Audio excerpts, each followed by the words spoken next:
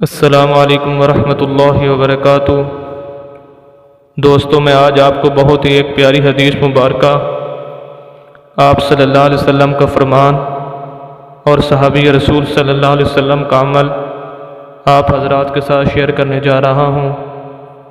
ہر مسلمان یہ کوشش کرتا ہے کہ میں بری موت سے بچ سکوں، مجھے اچھی موت آئے تاکہ میرا آخری ٹائم اچھا گزر جائے۔ تو آئیے دیکھتے ہیں اس کے بارے میں حضور صلی اللہ علیہ وسلم نے کیا فرمایا اور صحابہ کرام رضی اللہ تعالیٰ عنہ کا اس کے بارے میں کیا عمل تھا۔ حضرت عثمان رضی اللہ تعالیٰ عنہ کہتے ہیں کہ حارث بن نعمان رضی اللہ تعالیٰ عنہ کی بینائی جا چکی تھی، یعنی وہ نابینا ہو چکے تھے۔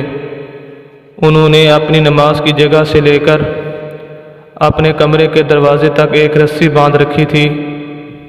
جب دروازے پر کوئی مسکین آتا تو اپنے ٹوکرے میں سے کچھ لیتے اور رسی کو پکڑ کر دروازے تک جاتے اور خود اپنے ہاتھ سے مسکین کو دیتے۔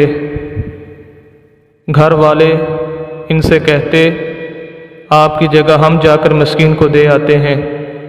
وہ فرماتے، میں نے رسول اللہ صلی اللہ علیہ وسلم کو فرماتے ہوئے سنا ہے کہ مسکین کو اپنے ہاتھ سے دینا بری موت سے بچاتا ہے۔